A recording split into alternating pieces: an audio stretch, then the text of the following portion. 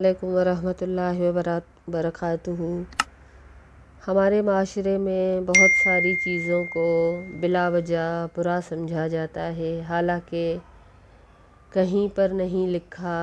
کہ وہ لازمی بری ہیں، ناجائز ہیں، یا شریعت میں ان کے لیے کوئی ایسی ممانعت نہیں آئی، لیکن کیونکہ ہم ایسے معاشرے میں رہتے ہیں جہاں پر ایسی چیزوں کو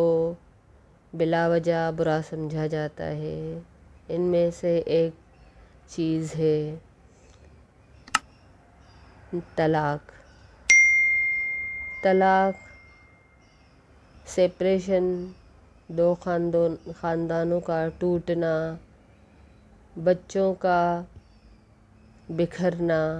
ان کے ماں باپ کا الگ ہونا، یقیناً یہ ایک المناک واقعہ ہوتا ہے، ایک غمگینی ہوتی ہے، ایک جدائی ہوتی ہے۔ بچے چاہتے ہیں کہ ان کے ماں باپ ہمیشہ ساتھ رہیں، مگر ایسا رشتہ جو کھوکھلا ہو چکا ہو، ایک چھت کے نیچے میاں بیوی اپنے آپ سے بیگانے ہوں، ایک دوسرے کے دکھ سکھ میں شریک نہیں ہو، محض معاشرے کے لیے، محض بچوں کے لیے وہ قربانیاں دیتے رہیں، تو یہ بلا وجہ کا ظلم ہو جاتا ہے، کیونکہ شادی دو دلوں کے ملنے کا نام ہے۔ اللہ نے دو انسانوں کو ایک دوسرے کے قریب لانے کے لیے نکاح کا بندھن بنایا۔ اس دنیا میں بھی اللہ نے انسانوں کو جوڑوں میں تخلیق کیا، وَخَلَقْنَاكُم مِّن أَزْوَاجًا، کہ ہم نے تم کو جوڑوں میں پیدا کیا، اور جنت میں بھی میاں بیوی کا یا ایک جوڑے کا رشتہ ہوگا دیگر رشتوں کے علاوہ۔ تو کیا ہوتا ہے، کبھی کبھی اس طرح کے مسئلے ہو جاتے ہیں کہ یہ محبت بھرا رشتہ نفرت میں بدل جاتا ہے، تو بجائے اس کے کہ معاشرے میں اس اذیت ناک رشتے کو محض لوگوں کے لیے جوڑا رکھا جائے کہ لوگ کیا کہیں گے، کیا ضروری نہیں ہے کہ ہم خوشی سے بھی الگ ہو جائیں میاں بیوی میں؟ اگر اس طرح کے حالات ہو جاتے ہیں، بڑے ان کو سمجھاتے ہیں، بچے بھی ہوتے ہیں، قربانیوں کے لیے کہا جاتا ہے، لیکن ایک ایسی زندگی جس میں خوشی نہیں ہو، ہر وقت، ہر پل، ہر لمحے کی اذیت ہو، تو اگر ایسا جوڑا الگ ہو جاتا ہے تو اللہ نے اس سے بالکل منع نہیں کیا۔ سورہ طلاق میں اللہ تعالیٰ فرماتے ہیں کہ وَمَن يَتَّقِ اللَّهَ يَجْعَل لَّهُ مَخْرَجًا وَيَرْزُقْهُ مِنْ حَيْثُ لَا يَحْتَسِبُ وَمَن يَتَوَکَّلْ عَلَى اللَّهِ فَهُوَ حَسْبُهُ۔ اللہ فرماتے ہیں کہ کیا ہو گیا اگر دو انسان الگ ہو جاتے ہیں، لیکن وہ اللہ سے ڈرتے ہوئے سارا معاملہ کرتے ہیں، وَيَجْعَل لَّهُ مَخْرَجًا، تو کیا اللہ تعالیٰ ان کو اس معاملے سے نکلنے کا کوئی راستہ نہیں دکھائیں گے؟ اور بیوی ہو جس کا رزق اس کے شوہر کے ذمہ تھا، اب کیا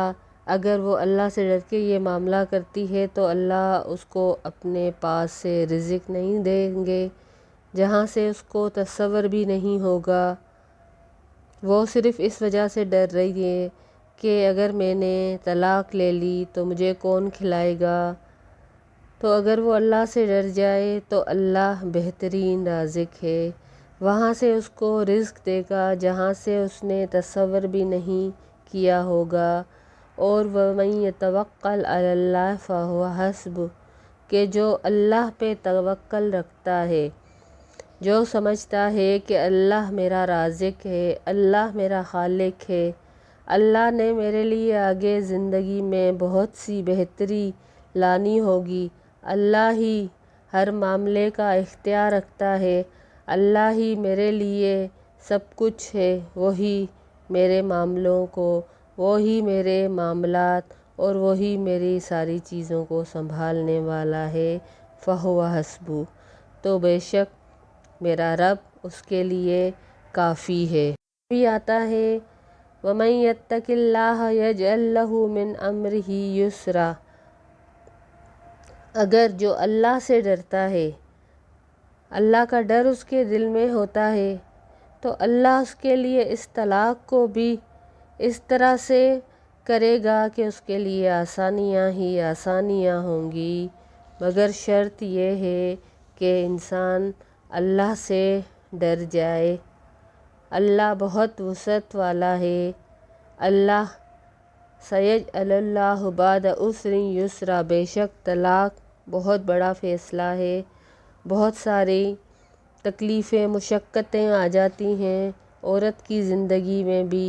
گھر چھوٹ جاتا ہے، مرد کا گھر بکھر جاتا ہے، مگر جو میرا رب ہے، لا یکلف اللہ نفسا الا ما آتاہا، کہ میرا رب تو ہر ایک کو اس کے نفس کے مطابق ہی آزماتا ہے، تو اللہ ہی ہے جو اس تکلیف سے اس کے لیے پھر کوئی آسانی کا راستہ نکالے گا، مگر شرط یہ ہے کہ انسان اللہ سے ڈرے۔ جب انسان اللہ سے ڈرے گا تو پھر اللہ ہر چیز پہ قادر ہے۔ کیا معلوم ہمارے لیے آگے کیا رکھا ہے زندگی میں، ہم نے اس شادی کو ہی اپنا سب کچھ مان لیا، حالانکہ طلاق یا سپریشن کے بعد ہو سکتا ہے اس مرد کے لیے کوئی اور بہترین عورت اس کو مل جائے اور اس عورت کو اس سے اور نیک شوہر مل جائے، تو یوں معاشرے میں خوشحالی، امن اور سکون ہو جائے۔ امید ہے کہ آپ کے بہت سارے چیزیں جو ذہن میں ہوں گی، جو ہم سمجھتے ہیں کہ طلاق ایک فتنہ ہے، طلاق ایک بھیانک چیز ہے، تو ہو سکتا ہے بہت سارے لوگ اس بات کو سمجھ لیں کہ نبھانے کی کوشش کریں، لیکن اس کے باوجود کوئی معاملات ایسے ہو جاتے ہیں تو پھر اللہ کی اس طرف سے بھی اللہ نے اس کو کبھی بھی نہ برا کہا، نہ غلط، نہ ناجائز، نہ غیر شرعی، نہ اس کا یہ مطلب ہے کہ ہر عورت اس کا فائدہ اٹھائے، کیونکہ اللہ تعالیٰ کو اس معاشرے میں فتنہ اور فساد پسند نہیں ہے۔ اللہ چاہتے ہیں کہ سکون سے انسان اس زندگی کو گزارے اور آخرت کے لیے تیاری کرے،